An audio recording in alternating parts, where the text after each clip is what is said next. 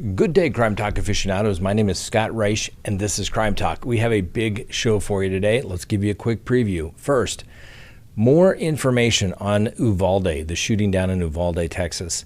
Well, the State House report has come out, and it is worse than we thought. Speaking of school shooter cowards, let's talk about Nikolas Cruz. The jury is set to decide his fate, whether he lives or dies. Roman Polanski. Some would say he's a coward as well. Is this the new California? Well, we can take a look on the video and see.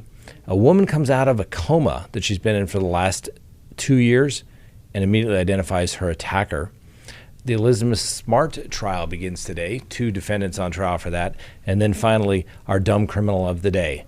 Let's talk about it.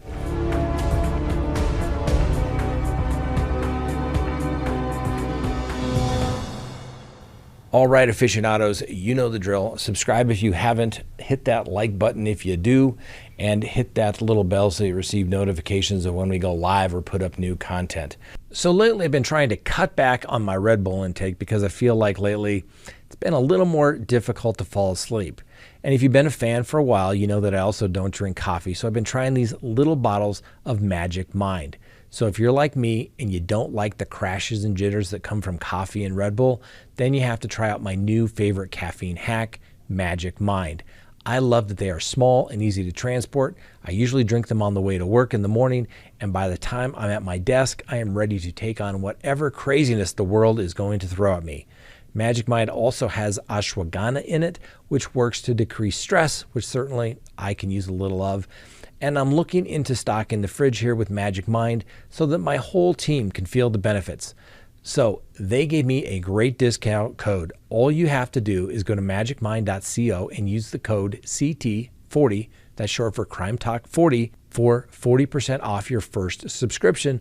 Or if you aren't into that, you can get 20% off your first purchase. I'll leave the notes in the show link. And the best part is that they have a money back guarantee, because you know it's always about the money.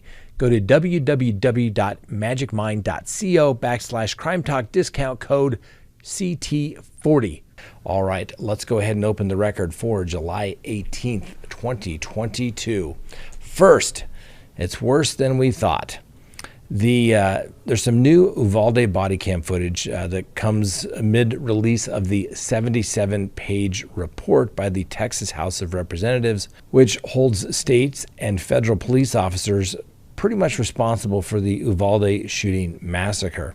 Now, the House probe marked the most exhaustive attempts so far to determine why it took more than an hour for police and other officers to confront and kill that coward Ramos. Now, the report blasted system failures and egregious poor decision-making by nearly all of those in power during the attack, noting how 376 law enforcement officers rushed to the school in a chaotic scene marked by a lack of clear leadership and sufficient urgency. Other than the attacker, the committee did not find any villains in the course of its investigation. The report stated, "Instead, we found systemic failures and egregious poor decision-making. The void of leadership could have contributed to the loss of life as injured victims waited an hour for help, and the attacker continued to sporadically fire his weapon." It is also claimed the 149 United States Border Patrol agents and 91 state police on the scene should have helped with the unfolding chaos. There was an overall lackadaisical approach by law enforcement at the scene, the report read, and for many, that was because they were given and relied upon inaccurate information. For others, they had enough information to know better. The bottom line in the report is what they found is that law enforcement responders failed to adhere to their active shooter training, and they failed to prioritize saving the lives of innocent victims over their own safety. Now, the Uvalde mayor, Don McLaughlin, said in an emailed statement that the city has placed Lieutenant Mariano Pargas, who was acting city police chief on the day of the shooting, on administrative leave. State police officials have sharply criticized the leadership of Arredondo, the police chief of the school district's 6-man police force, who state police have said was in control of the scene. But the report noted that hundreds of the officers from agencies that were better trained and better equipped than the school police force badly failed as well. Despite an obvious atmosphere of chaos, the ranking officers and other responding agencies did not approach Arredondo or anyone else perceived to be in command to point out the lack of and need for a command post or to offer that specific assistance, according to the report. These local officials were not the only ones expected to supply the leadership needed during this tragedy. Now, hundreds of responders from numerous law enforcement agencies, many of whom were better trained and better equipped than the school district police, quickly arrived on the scene. Now, in this crisis, no responder seized the initiative to establish an incident command post, the report found, and despite an obvious atmosphere of chaos, the ranking officers and other responding agencies did not approach the Uvalde or anyone else perceived to be in command to point out the lack of and need for a command post or offer that specific assistance. Now, the report also found that the Robb Elementary School failed to adhere to a number of basic safety protocols, which include a lack of keys, leading to teachers regularly leaving the doors unlocked or even propping them open. Door and lock maintenance did not receive adequate attention from the school district, the report noted, pointing out that though the lock in one of the rooms where the shooting took place was known to be unreliable, it was not repaired.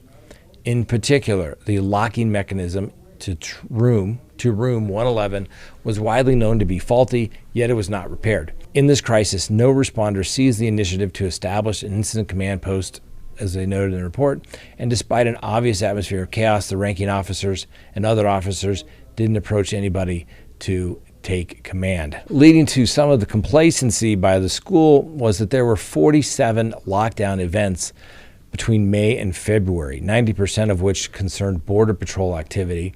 And the report revealed that Ramos provided a number of warning signs that he was dangerous, but nobody really did anything to address him.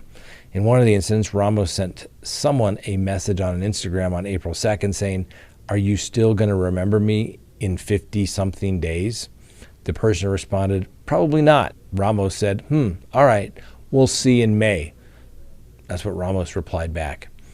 He was also obsessed with gore and violent sex online, posting videos of suicides and beheadings, and harassing women who he played video games with. He was also fired from his job at Whataburger after threatening a female coworker. Gee, hardly any signs at all. Well, despite his violent behavior, no red flags were raised about Ramos, and he was never reported to authorities. At one point, an officer whose daughter was inside the classroom was seen being restrained by fellow officers, preventing him from attempting to rescue his daughter. The video shows how it took officers a full 77 minutes to breach the door to the classroom, where Ramos unloaded more than 100 rounds into his victims. Ramos entered the school at 11:33 and wasn't shot dead until 12:50 p.m.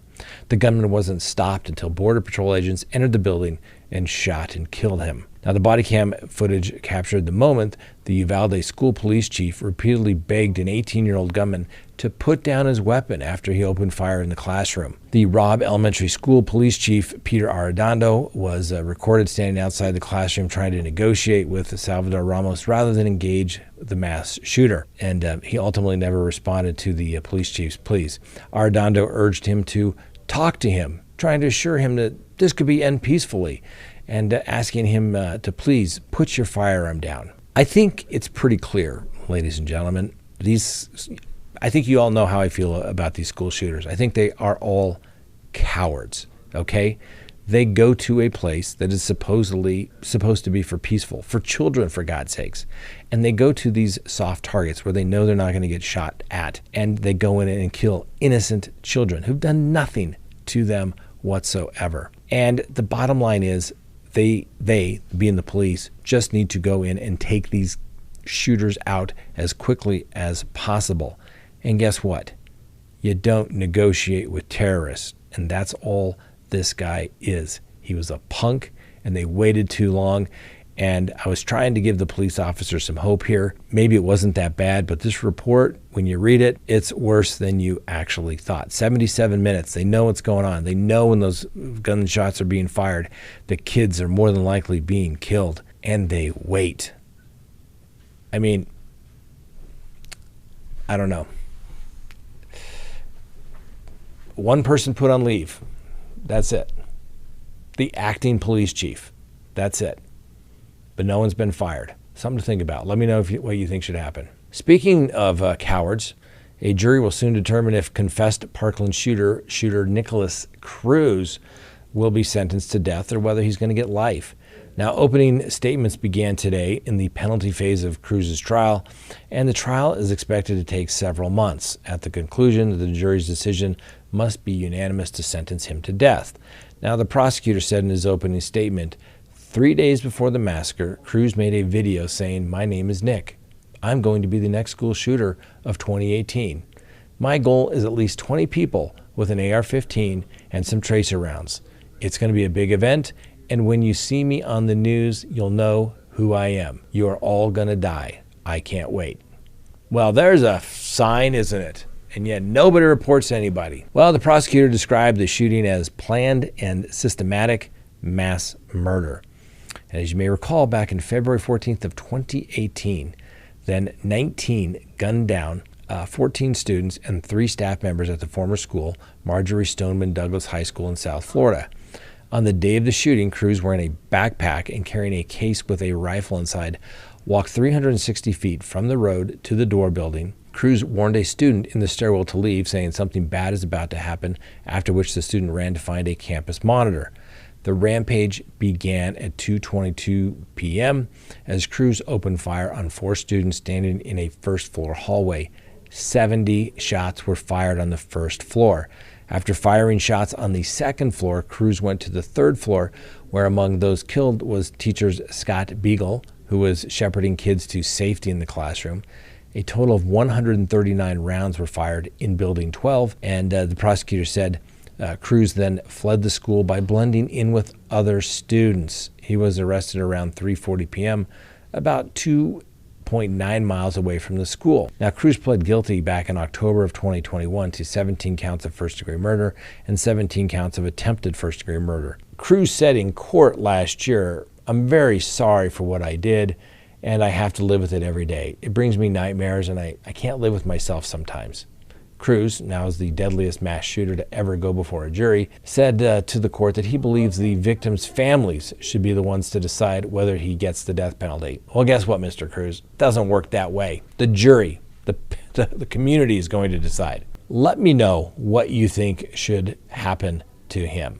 Okay? Clearly planned, clearly after deliberation. Okay, I get it, he's young, but really, what should be the ultimate punishment? Do we punish him by keeping him in prison for the rest of his life? Or does the state do the ultimate penalty? What good is he going to provide to us after doing something as atrocious as that? Let me know. Let me know what you think should happen to Mr. Cruz. Now, since we're talking about a lot of cowards today, we can probably talk about Roman Polanski. Now, this is an old case, ladies and gentlemen. It's been going on forever. And Roman Polanski, you know, he's a famous movie director, producer. Well, probably not one of the best guys in the world, at least if you have teenage daughters. So for those who don't recall, Mr. Polanski fled from Los Angeles to France in 1978 on the eve of his sentencing for sexually assaulting a 13-year-old girl, after the judge in the case privately reneged on a promise not to jail him. Now, how do we know this? Well, there's been some unsealed documents from the 45-year-old case just recently. So Polanski, who's now 88, was found to have sex with a 13-year-old girl by the name of Samantha Grimer at Jack Nicholson's house back in 1977. She told police that he gave her a sedative that forced her into sex, and her mother later reported it to the police. So as I stated, apparently there was some sort of side deal going on back in 1978 that Polanski was due to be sentenced to probation by a judge by the name of Lawrence Rittenbrand, but at the last minute discovered the judge planned to jail him for up to 120 days instead. Now, Rittenbrand, who died in 1993, said he had been influenced by the media and needed to be tougher on the then 45-year-old movie director. He promised to get him out in under 120 days, but Polanski, skittish after the reneged deal and fearing he may be put behind bars for longer, ran to France. He's remained in Europe ever since, fighting off efforts to have him extradited and even sentenced in absentia as a fugitive. Now, for decades, the case has been protected by the prosecutors in the LA District Attorney's Office, but now it's being revisited. The newly unsealed documents are hundreds of pages of testimony from former Deputy District Attorney Roger Gunson that have been unsealed after a request from journalists to make the papers public. The request is supported by everyone involved, even Polanski. Now, Polanski wanted them to be made public for the judicial misconduct, and Grimer, the young woman, now 59, wants the case to be dismissed. Gunson gave the testimony back in 2010 at the request of Polanski's legal team. At the time, he was suffering from an unspecified health issue that Polanski team feared may prevent him from testifying later if the case was reopened. The testimony seems to confirm Polanski's claim that the judge behaved improperly and shows how almost everyone involved, the prosecutors, Polanski, and the victim, were dissatisfied. The judge had promised him on 2 occasions something that he reneged on.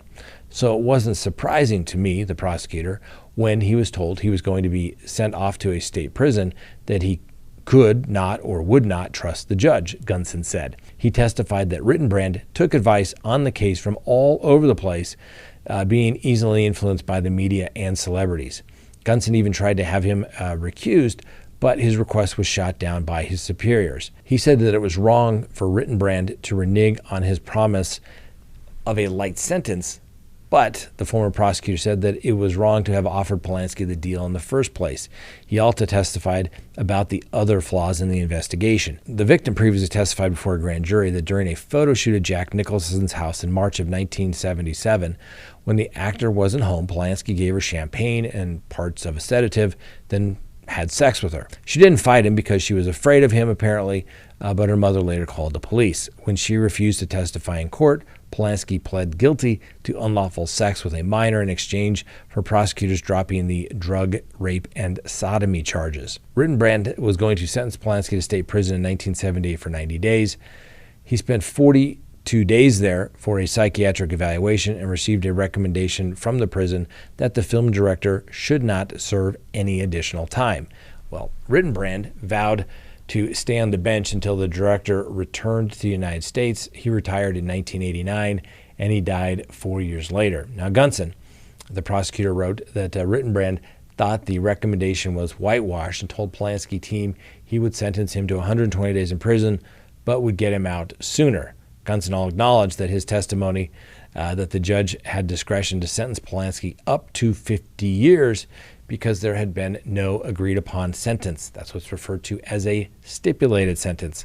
This was an open sentence where the judge could say, I'm going to give you 50 years or I could give you 120 days. Fearing the worst, Polanski fled. Now, in 2017, the victim traveled from her home in Hawaii to Los Angeles to urge the judge to end a 40-year sentence which had been imposed on the victim of the crime as well as the perpetrator.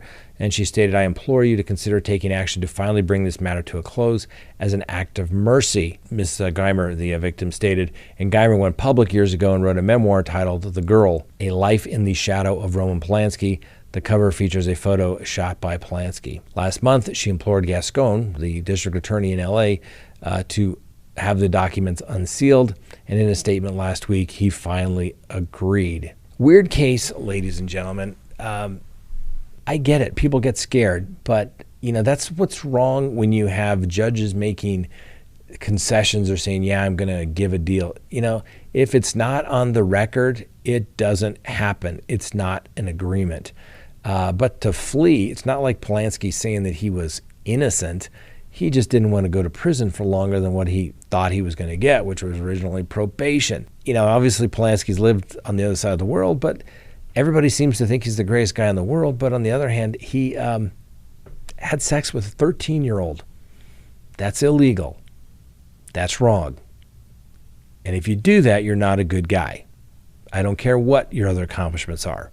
You're not a good guy. All right, take a look at this video. Is this the new California? This video shows a brazen group of thieves snatching armloads of designer bags from a high-end store before fleeing out the front door in broad daylight.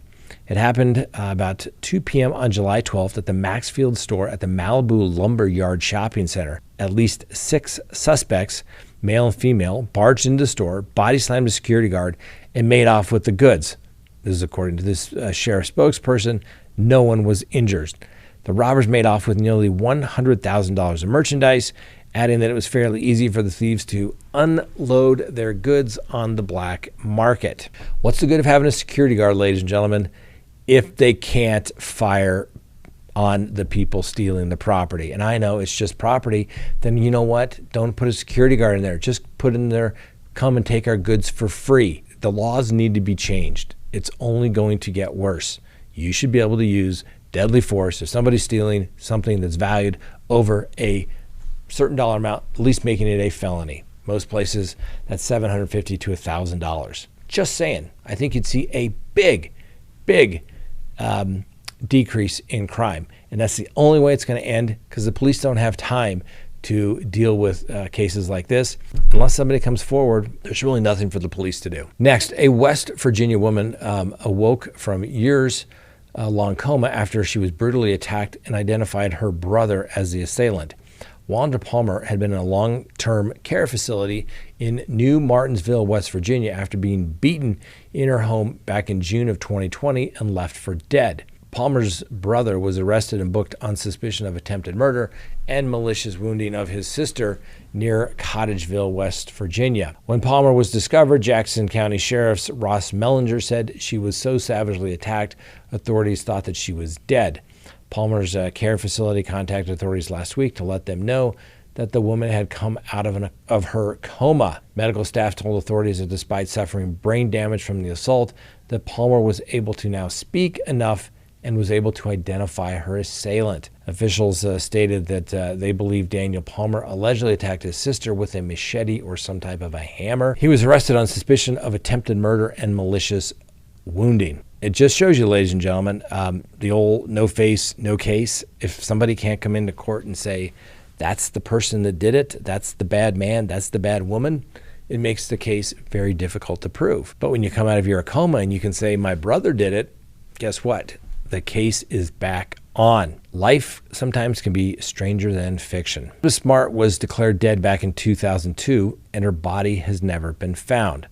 Well, now Paul Flores, who's 45, was the last person to have been seen with her at the California Polytechnical. Paul Flores, now 45, was the last person to have been seen with Miss Smart at the California Polytechnic State University in San Luis Obispo. He'll now stand trial more than a year after he was arrested on a murder charge, along with his father, Ruben Flores, who is charged as an accessory for allegedly helping his son dispose of her body. Now, the younger Flores allegedly killed the 19-year-old Smart during an attempted rape back on May 25th of 1996 in his dorm room at Cal Poly, where they were both first-year students, according to the prosecutor's theory of the case. His father, now 81, allegedly helped bury the slain student behind his home in the nearby community of Arroyo Grande and later dug up the remains and moved them. Paul Flores had long been considered a suspect in the killing, but prosecutors only arrested him and his father in 2021 after the investigation was revived. The San Luis Obispo sheriff acknowledged misstep by detectives over the years. He credited a popular podcast about Smart's disappearance called Your Own Backyard for helping unearth new information and inspiring witnesses to speak with investigators. Now, Smart's remains have never been found, and the mystery of how she vanished from the scenic campus tucked against a coastal mountain range is likely to be central to the trial. Investigators have conducted dozens of searches over 2 decades, but turned their attention in the past 2 years to Ruben Flores' home about 12 miles south of Cal Poly in the community of Arroyo Grande. Behind latticework beneath the deck of his large house on a dead-end street off Tally Ho Road, archaeologists working for police in March of 2021 found a soil disturbance about the size of a casket and the presence of human blood, according to prosecutors. Now, the blood was too degraded to extract a DNA sample. While a blood expert said it was human blood, the test used did not rule out the possibility it was from a ferret or an ape, though court records said no remains of such an animal were found there either. We'll see how this trial plays out, because the trial judge is roughly about the same age as Miss Smart would be today, and she barred suggestions of any alternate suspects unless the attorneys can provide evidence of their direct involvement.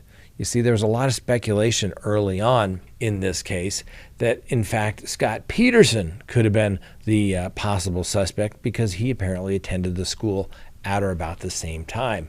But unless you can provide direct evidence of that, it's just a theory and not one that can be presented to a jury. And in this particular case, there's two juries. Separate juries were selected to weigh the evidence against each of the defendant, and the trial is expected to last about 4 months. And finally, our dumb criminal of the day.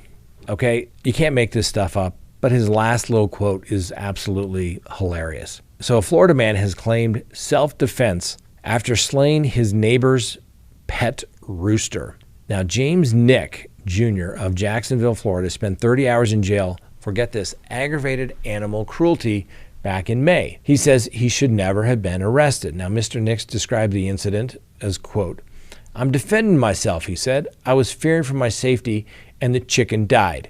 He described checking his mail when this rooster ran upon him. He describes the noise he heard by tapping his fingertips hard on the truck behind him in the interview. "And I turn around, and there's a chicken out there in the street." And he says, "Oh boy, here we go."